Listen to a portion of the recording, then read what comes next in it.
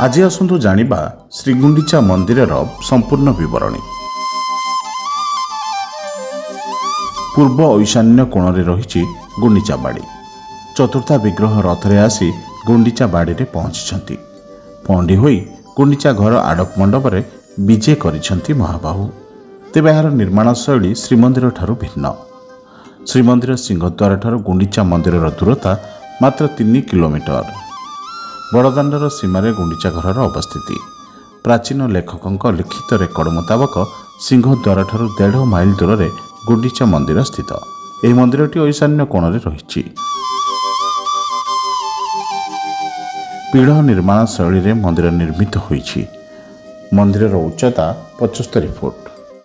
भागीरथी महापात्र रचित रत्नकोश बा बृहत विविध संग्रह पुस्तक उल्लेख प्रकार गुंडीचा घरर बेढ़ार लंब 430 फुट और ओसार 320 फुट। यार चतुर्पार्श्व 20 फुट उच्च और 5 फुट 2 इंचर बहल पाचेरी रही। गुंडीचा मंदिर मध्य थिबा मंडप तथा रत्नवेदी 4 फुट उच्च और 19 फुट लंबा।